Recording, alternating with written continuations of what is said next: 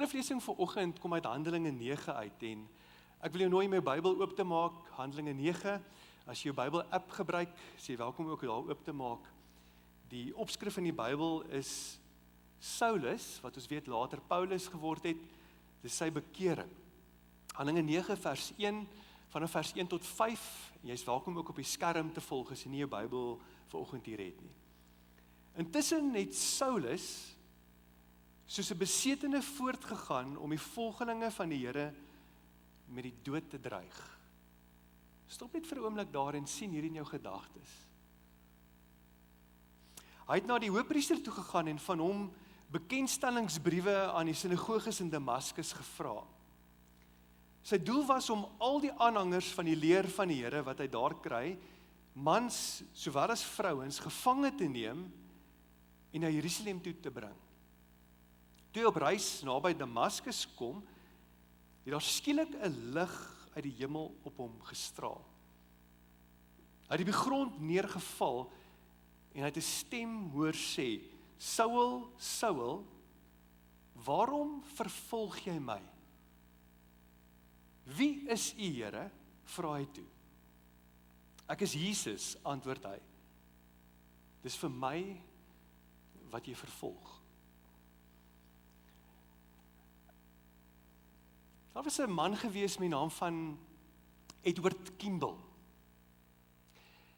Edward Kimball het 'n lewe gelei wat totaal en al oorgegee was aan Jesus Christus.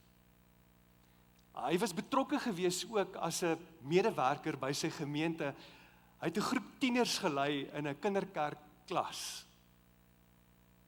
Hy was 'n groep seuns gewees in sy groep en hy het week vir week gevoel, maar hy dring net nie deur tot hierdie groep seuns nie. Julle weet hoe 'n tienerseun kan wees. En een dag, terwyl Edward besig was om te bid, hy het die gewoonte gehad om op sy knieë te gaan en te bid en oor te gee aan die Here en ook stil te word en die Here se stem te hoor. Toe ervaar hy die Here sê vir hom, Edward, ek wil hê dat jy moet na een van hierdie seuns toe gaan wat in jou groep is. En jy moet net vir hom gaan sê, ek is verskriklik lief vir hom en ek wil hê hy moet sy lewe oorgee aan my. Jy kan dink hoe Edward moes gevoel het. Dis moeilik. As 'n volwassene, nou moet hy gaan na hierdie tiener toe. Hy weet nie hoe gaan die tiener dit ontvang nie. Edward, omdat hy 'n lewe van oorgee leef, en hy ook hierdie lewe leef wat totaal anders was as die kultuur rondom hom, sê die Here, ek is bereid om te gaan. Hy het geweet, hierdie tiener werk in die middag in 'n skoenwinkel. Hy het die skoenwinkel se deur oopgemaak en toe hy instap, toe sien hy hierdie jong man besig om rakke reg te pak. Hy het na hom toe gestap, hy het sy hand op sy skouer gesit en hy het vir hom gesê, ek ervaar die Here sê vir jou, hy's baie lief vir jou. En hy wil hê, jy moet jou lewe oorgee aan hom. Die reaksie van hierdie jong man was nie wat Edward verwag het nie, en waarvoor hy gehoop het nie. Die tiener het hom aangekyk asof hy van 'n ander planeet af is. Edward het half teleurgesteld by die winkel uitgestap, en hy het gevoel, hy het dit nou heeltemal gemis. Maar wat hy nie geweet het nie, is dat daai tiener, die middag, toe hy uit die skoenwinkel uitstap na sy werk, het hy op die sypaadjie gaan sit, naby hierdie winkel. En daar op hierdie sypaadjie, het hy sy oë gesluit, en hy het sy lewe oorgegee aan Jesus Christus. En daai tiener se naam is D.L. Moody. Nou D.L. Moody, as jy nie weet nie, hy het later een van die grootste evangeliste in Amerika geword, D.L. Moody Bybelinstituut, D.L. Moody Uitgewers. En nou hierdie vraag, as daar nie iemand was soos Edward Kimball, wat 'n lewe geleef het, wat totaal oorgegee is in Jesus Christus, en luister na Jesus, wat sou dalk gebeur het in hierdie man, D.L. Moody se lewe, as daar nie so iemand was? Nou in Handelinge 9, en jy kan die res van die hoofstuk ook kyk, lees ons van 2 mense, en ek wil jou vertel van hierdie 2, wat lewens van oorgee lewe. Die een is die baie bekende een, Saulus, wat later Paulus word, en ons lees in Handelinge 9 van sy oorgee. Ons gaan ook kyk, maar wat beteken dit om 'n lewe te leef wat totaal en al oorgee? Hoe gebeur dit in my lewe? Maar daar's 'n ander man ook in Handelinge 9, Ananias, wat 'n lewe van oorgawe reeds leef, en God kom ook na hom toe met 'n bepaalde opdrag. En ek het so 'n idee, hier's 2 groepe mense vanoggend in hierdie gehoor. Daar's die van ons wat 'n lewe leef soos Ananias, wat reeds oorgegee het aan Jesus Christus. En vir jou gaan hierdie radikale oorgawe beteken, daar's meer areas wat ek moet oorgee. Daar's soms plekke waar God my gaan roep om buite my gemak te beweeg. En dan is hier die tweede groep wat dalk identifiseer met 'n Paulus, wat vandag daai eerste oorgawe moet maak. Ananias. Dis nie die Ananias waarvan Handelinge praat, wat oneerlik was met die verkoopprys van sy eiendom nie. Maar Ananias, daar's 'n ander deel in Handelinge 22, wat vertel van Ananias se lewe. En as jy daai sin moet opsom, soos wat die Handelinge hom beskryf, is Ananias was 'n man gewees wat totaal en al oorgegee het aan Jesus Christus. En een dag, terwyl hy besig was om te bid, kom God na hom toe en hy roep hom op sy naam. Hy sê vir hom Ananias. En Ananias se eerste reaksie is, ja, Here. Die een vertaling sê, hier is ek, Here. En net so kantaantekening, wanneer ons lewens leef wat totaal en al oorgee, dan is dit ons eerste reaksie wanneer God ons ook roep vir 'n taak. Voordat ons weet waarvoor hy ons roep, is die eerste reaksie altyd, Here, hier is ek's beskikbaar. En God sê vir hom, hy's baie duidelik as hy met Ananias praat. Hy sê vir hom, ek gaan vir jou 'n adres gee. Dis asof die Here vir hom soos 'n pin stuur, 'n pin drop. Nou, hy sê vir hom, hier is die adres, reguit straat. Jy gaan 'n man vind, en hier is die eienaar van die huis. Dis asof hy vandag vir ons sou sê, hier stuur ek vir die pin. Hier onder in Voortrekkerstraat, of in H&M Swartstraat, hier is die adres. Ek wil hê jy moet gaan na hierdie adres toe. En daar gaan jy 'n man vind, met die naam van Saul. Saul van Tarsus. En Ananias snik na sy asem, want hy weet wie Saul is. In Handelinge 7 lees ons van Stefanus, die eerste Christelike martelaar, wat doodgegooi word met klippe. Hy word gestenig, halflyf begrawe, en hy word wreed vermoor. Saulus, het bygestaan met hierdie moord. Inteendeel, ons lees daar dat van die mense wat klippe opgetel het, en kan nie dink hoe wreed dit moes gewees het, hulle baadjies uitgetrek en by die voete neergesit van Saulus. Blaai jy aan na Handelinge 8 toe, dan lees jy in Handelinge 8 vers 1 sê hy dat Saulus het goedkeuring gegee vir hierdie moord. Handelinge 9 wat ons nou mee vanoggend begin het, sê hy het soos 'n besetene rondgegaan om mense wat Jesus Christus ken te vervolg en die boodskap van Jesus te probeer versmoor. In Handelinge 22 lees ons ook dat hy sê hy het alles in sy vermoë gedoen om kerke toe te maak, om gelowiges gevange te neem. In Handelinge 26 sê hy vir ons, hy sê dit self, hy sê hy het vir Christene lyfstraf gegee en hulle gedwing om Jesus te vloek. En nou kom die Here na Ananias toe en hy sê vir Ananias, ek wil hê jy moet gaan na 'n huis toe en die persoon wie jy in hierdie huis gaan vind is hierdie Saulus. Wat sou jou reaksie gewees het? Wat is ons reaksie wanneer God ons roep om iets te doen buite ons gemak? Ek weet wat my reaksie baie keer is. Ek sal soms sê, Here, ek dink nie, ek is die man hiervoor nie, dalk is daar 'n beter opsie as ek. Here, ek het nie tyd nie. Here, hierdie gaan vir my geld kos. En ons het 'n string verskonings. Maar intussen, terwyl die Here met Ananias praat, is daar 'n Paulus. En Paulus is op hierdie pad. Hy het 'n toestemmingsbrief van die regering af om gelowiges gevange te neem. 'n Man vol bravade, hy's doelgerig. En daar skyn 'n lig uit die hemel op hom, en hy hoor hierdie stem, en dis Jesus self wat met hom praat. En hy kom op 'n plek waar hy totaal en al moet oorgee. Maar nou die vraag wat ek vanoggend wil antwoord is dit. Wat beteken radikale oorgee? As ons hierdie reeks begin en sê, ons moet mense wees wat radikaal anders leef, om radikaal anders te leef beteken, ek moet radikaal oorgee. Wat beteken dit? Wat kan ons leer uit Paulus se ervaring uit dit wat Ananias beleef ook hier? Ek dink baie belangrik wat ons vir mekaar moet sê, en hierdie is lewensveranderend.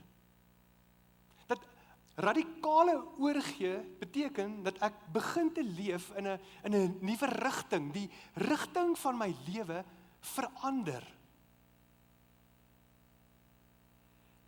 Ek is baie versigtig en in dieselfde asem ernstig vanoggend as ek hieroor praat, want hierdie punt kan nie net jou lewe verander nie. Dit kan generasies na jou se lewens ook verander. Radikale oorgee sê die rigting waarin ek leef verander. Daar's 'n Bybelse woord hiervoor, dis die woord bekering. Bekering beteken, ek het in 'n bepaalde rigting geleef, ek ontmoet Jesus Christus, ek gee oor in sy genade, hy het gesterf vir my, hy het opgestaan, en die rigting van my lewe verander. Dis wat bekering is. As jy dink aan Jesus se bediening, dat Jesus begin sy bediening met hierdie woord. Bekeer jou. Bekeer jou. Dis die eerste woorde van Jesus Christus. Paulus se bekering word 3 keer in Handelinge vir ons beskryf. Dis hoe belangrik dit is.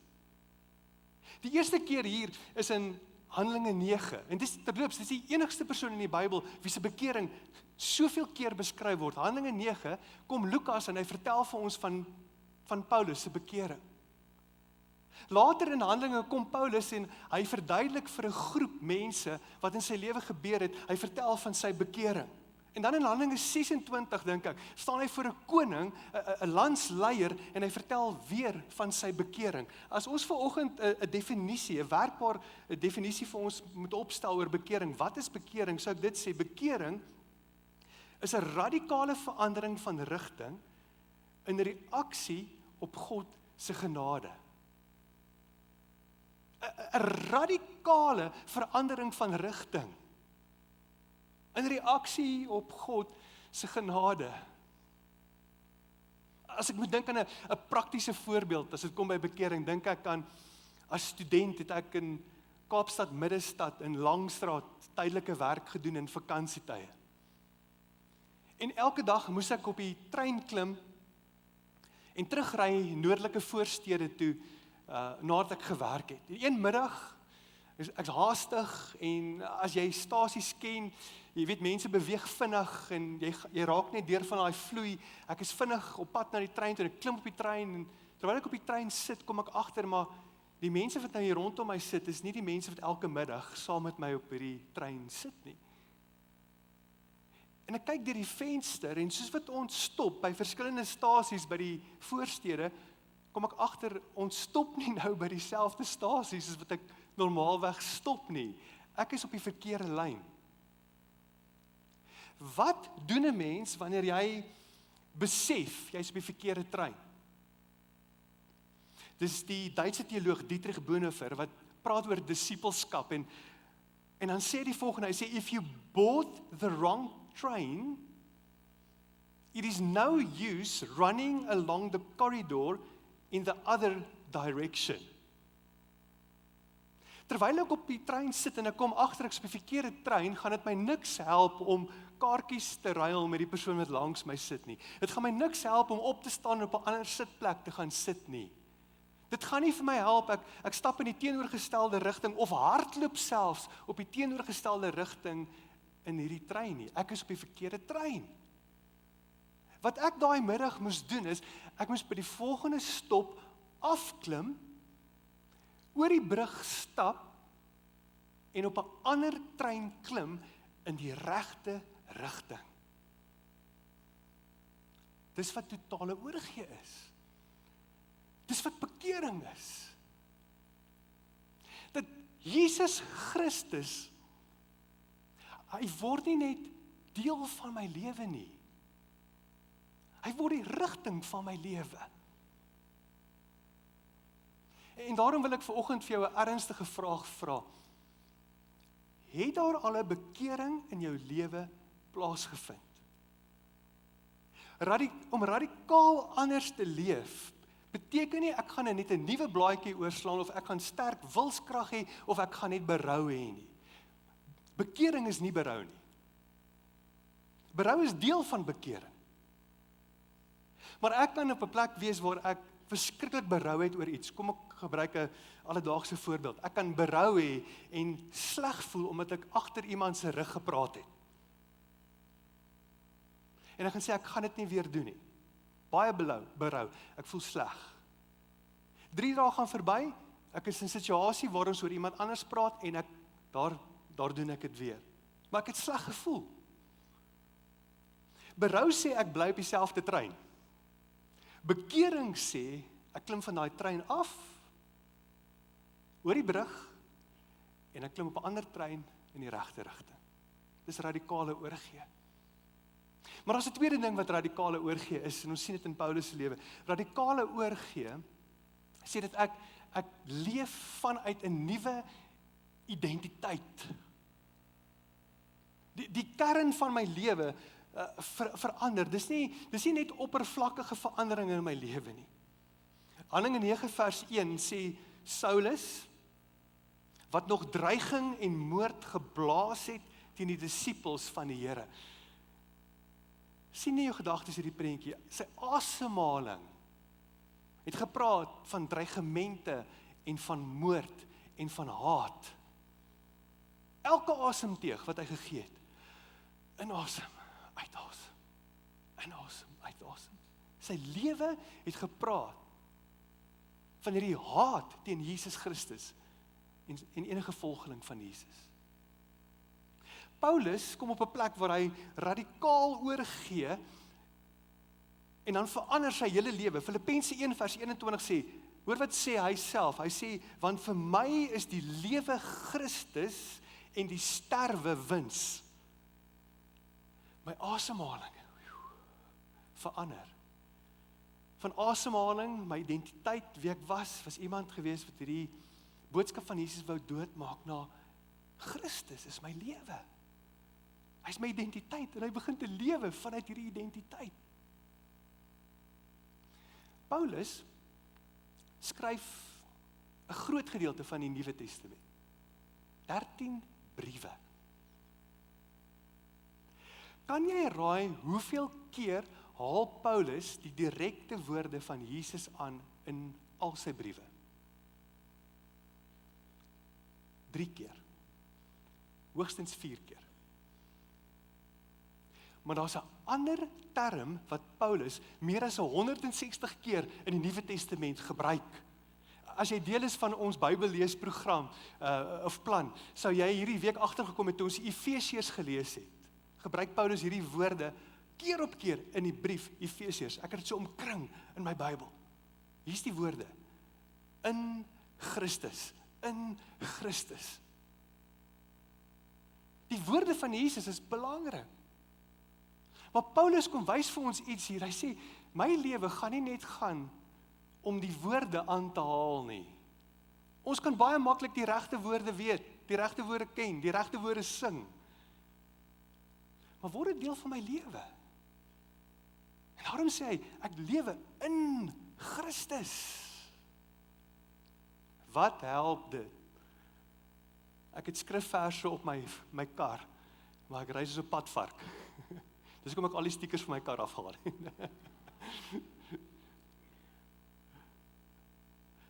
Wat help dit? Ek sing die hardste op 'n Sondagoggend, spring die hoogste, klap die hardste hande, maar ek stap hier uit. En ek lewe 'n lewe wat nie in lyn is met God se wil nie.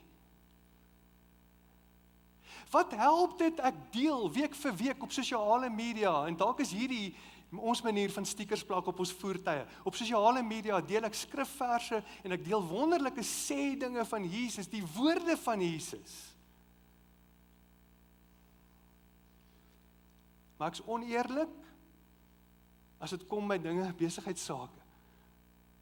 Ek lewe in verhoudings waar ek besluit ek gaan nie vergewe nie, ek skryf af. Ek skryf mense af. Wat help dit?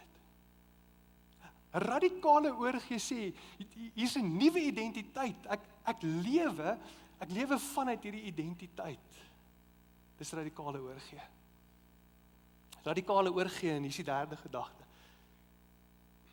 Radikale oorgee sê, ek lewe met 'n nuwe agenda. Met ander woorde, my rede vir lewe. Ek lewe nie net meer oor my selfsugtige doelwitte nie, maar ek gee oor aan God se prioriteite. Ek sê vir hom, Here, wat is dit wat U wil? En ek dink daar's 'n gebed wat ons dalk kan verander. Baie keer bid ons hierdie woorde en ons sê, Here, maar U wil vir my lewe. En daar's niks meer verkeerd met daai gebed nie. Maar wat is ons die woorde bietjie verander om te sê, Here, my lewe vir U wil. Hier is my lewe, Here. Dis totale oorgee. Dis radikale oorgee. My lewe vir U wil, vir U agenda. Wat gebeur wanneer ons so lewe leef? Kom ons kom terug na Saulus en Ananias. Saulus, die lig van God skyn op hom. Hy vra, wie is dit? Hy sê, Jesus. Hy staan op, hy skielik blind. Die Bybel sê vir ons, vir 3 dae lank is hy blind. Hy het nie geweet, dit gaan 3 dae wees. Vir 3 dae lank kan hy niks sien nie. Kan die ding wat hy moes ervaar het. Vir 3 dae lank eet hy niks, hy drink niks.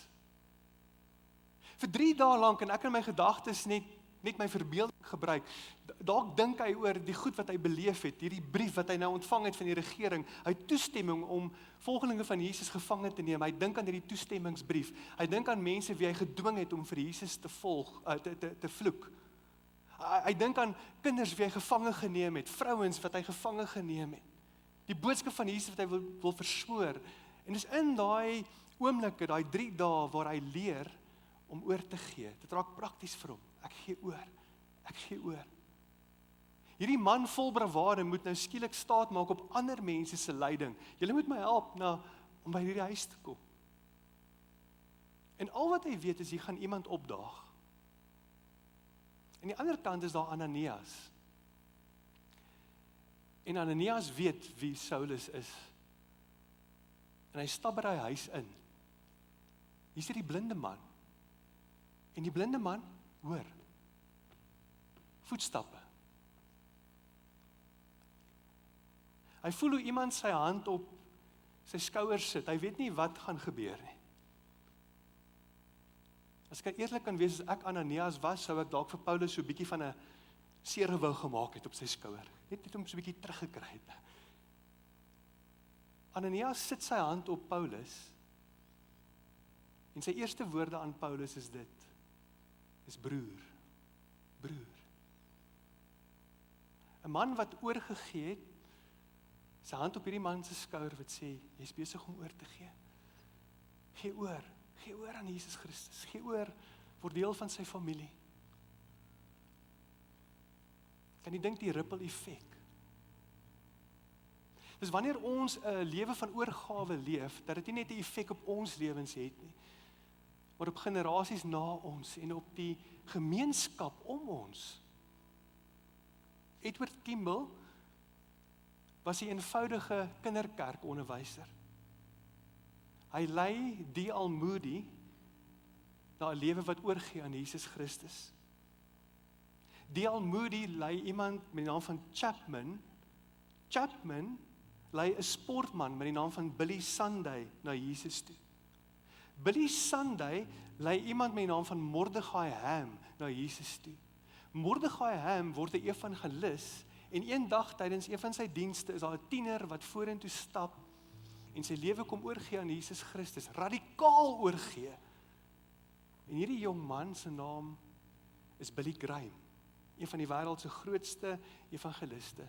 Maar dit begin by 'n Edward Kimball wat 'n lewe van oorgee leef.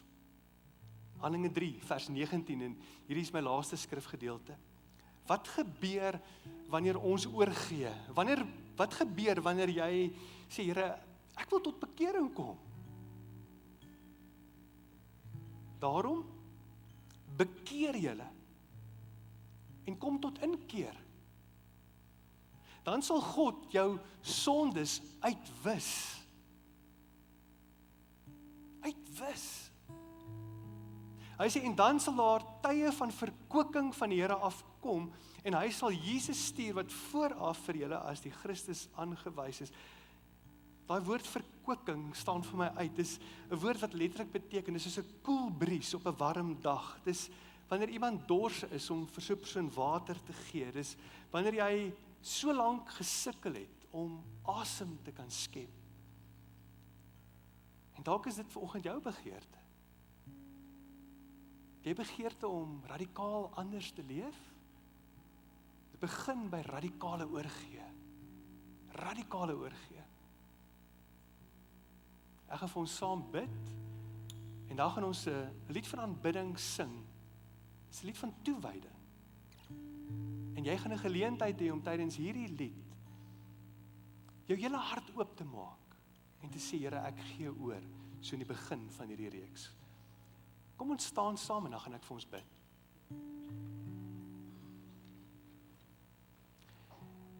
Here, dankie dat U alles vir ons kom gee het. U het U lewe vir ons kom gee, Here. U maak dit vir ons moontlik om 'n radikaal anders lewe te kan leef.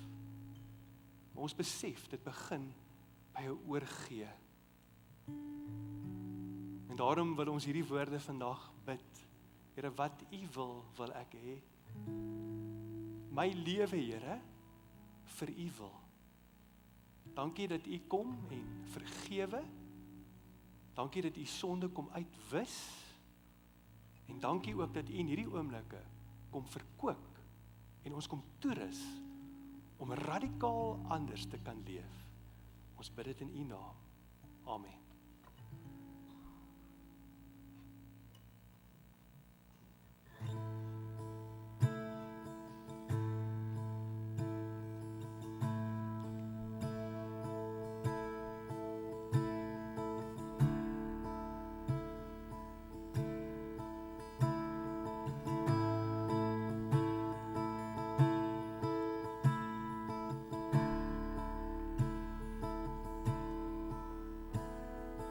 Ek word stil om te hoor wat U sê. Voed my siel, laat U woord in my lê.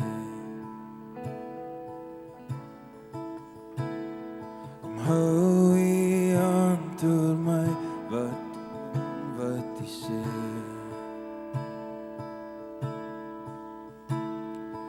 Vorm my deur die vuur, wat U wil ek hê.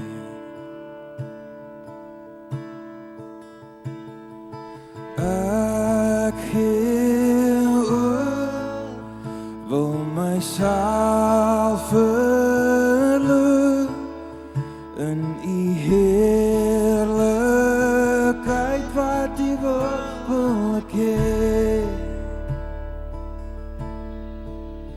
Met my hart wyd oop, van myself gestroop, vir U heerlikheid wat U wil ek hê.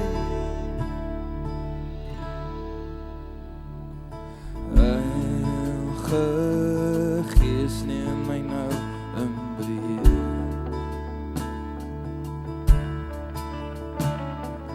Voor U wil ek weer alles neer. Vul my met die krag om te doen wat U sê.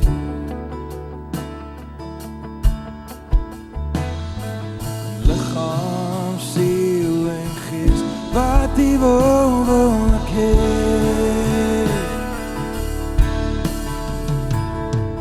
Ek gee oor, wil myself verloor in U heerlikheid wat U wil ek hê. Met my hart wyd oop, van myself gestroop, vir U heerlikheid wat U wil ek hê.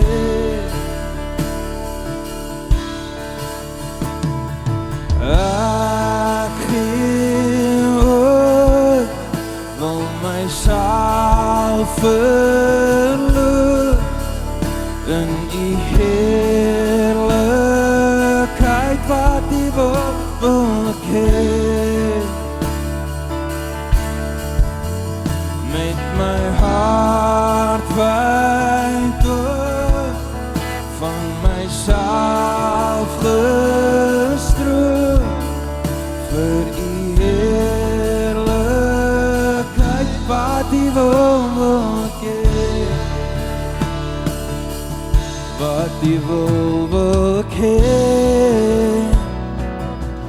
Wat U wil ek hê. Wat U wil ek hê. Wat U wil ek hê. Wat U wil ek hê. Wat U wil ek hê. Wat U wil ek hê. Wat U wil ek hê.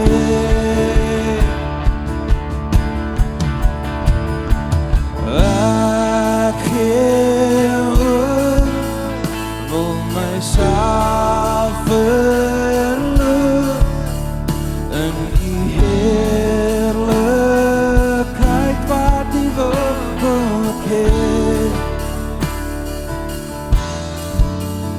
Met my hart wyd oop, van myself gestroop, vir U heerlikheid wat U wil ek hê. As jy vanoggend hier is en jy voel jy wil 'n oorgawe maak, kom ons lig ons hande op. Ek dink ons baie keer moet ons 'n fisiese reaksie hê, 'n liggaamlike reaksie hê op die boodskap wat ons vanoggend gehoor het. Ons gaan hierdie koor weer sing en ek wil jou challenge, kom ons maak ons harte oop vir Jesus. Hy staan met oop arms vir ons en wag vanoggend. Maak nie saak waar jy is nie, maak nie saak waar jy was nie, maak nie saak hoe jou verlede lyk nie, hy staan oop arms en wag vir jou. Maak nie saak waar jy tans is nie. Jesus is hier en hy is oop vir jou. Kom ons sing hierdie koor. Ek gee oor, wil myself verloor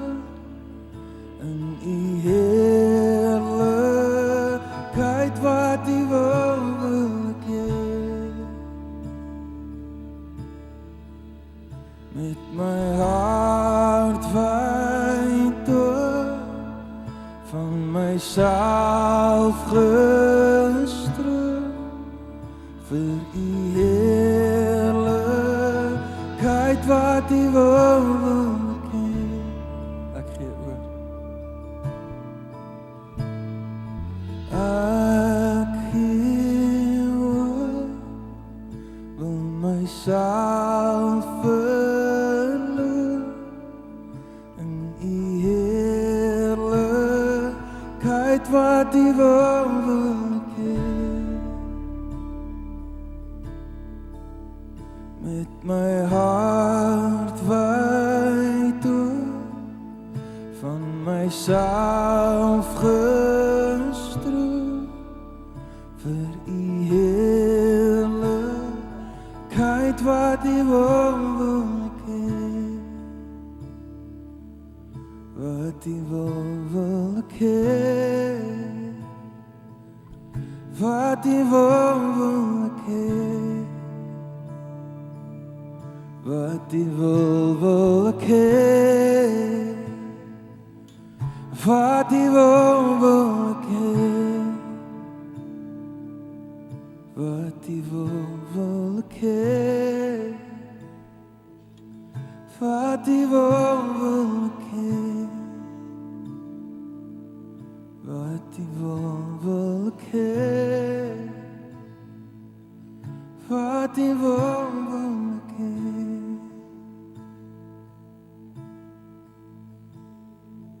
Ek gee oor, wil myself verloor in u heerlikheid wat u wil ken. Met my hart wyd oop, van myself gestroop, vir u